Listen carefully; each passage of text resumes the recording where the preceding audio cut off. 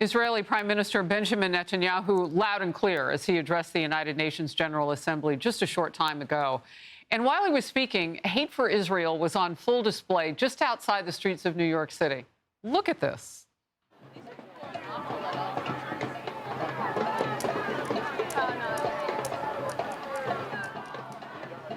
If you go to our show's X account, the Faulkner Focus, you'll see live video of this as it was happening coming down 6th Avenue just past this very studio that I'm broadcasting from. I mean, this was huge. It looked like it went about a half mile up to Central Park as they make their turn and then head east to go to the United Nations. That's what we're told about their route. Hundreds of anti-Israel protesters marching to the UN with signs reading, "Stop the genocide and end U.S. aid to Israel."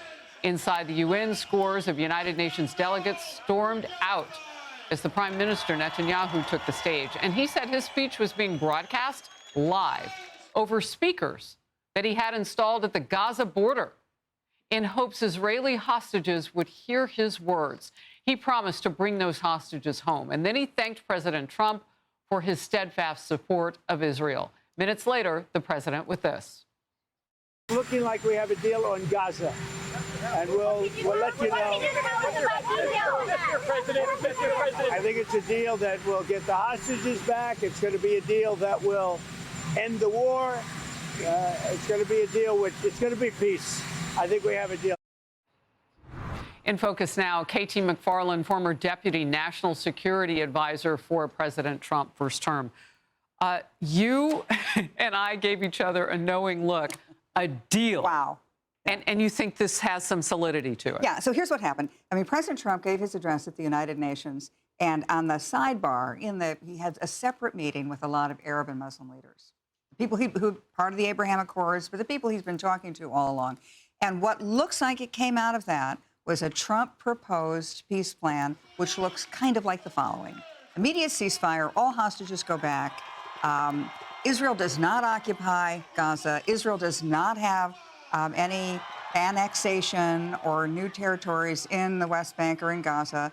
A post-Hamas government does not include new Hamas. There might be the former Prime Minister Tony Blair would somehow work with technocrats to have a post-Hamas government. But it all is predicated on one thing: eliminate Hamas. Because Hamas will agree to none of this. Mm-hmm.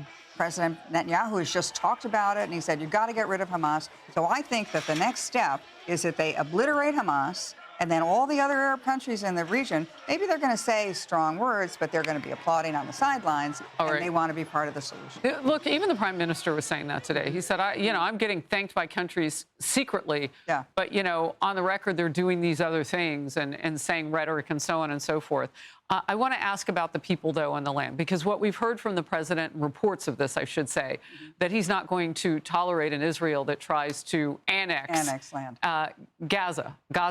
And so what about the people in it? What happens to those 2+ million people? Is that like a DMZ zone now, like a demilitarized zone? Here's the thing. Israel doesn't want to occupy Gaza. They know that. I don't think anybody does. Nobody wants to. Including the other Arab nations around. No, but the other Arab nations, for the first time under President Trump's leadership, seem to be talking, at least on the sidelines, about what kind of a post-Hamas Palestine, Gaza plus the West Bank, what would that look like? And that would be probably spent and paid for by the rich Gulf Arab countries.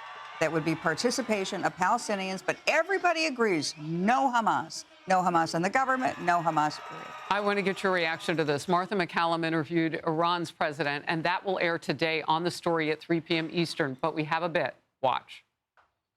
Do you see a future, do you want a future where Israel exists and that Israel can coexist with its neighbors?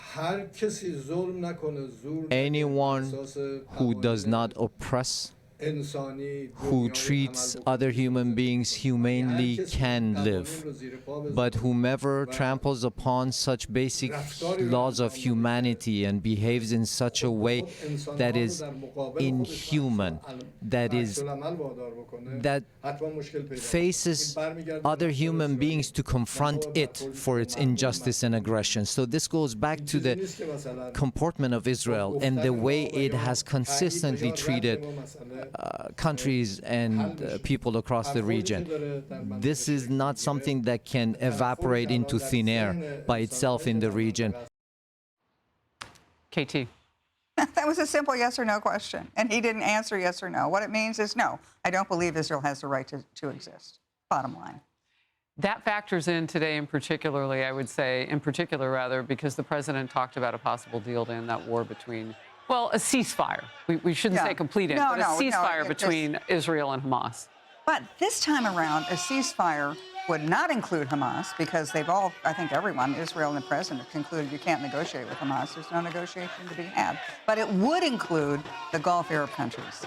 I want to ask you about what we see in New York City right now. I don't know if you can read some of those signs. Yeah. There's a lot of Jewish hate there. A lot of anti-Semitism. There's a lot of, if they started chanting, from the river to the sea, they don't have any idea what that means. That's just a chant. You know what the chant means? Obliterate the state of Israel.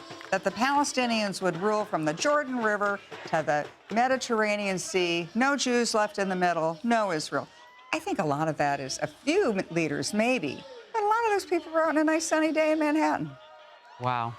Hey everyone, I'm Emily Campagno. Catch me and my co-hosts Harris Faulkner and Kaylee McEnany on Outnumbered every weekday at 12 p.m. Eastern, or set your DVR.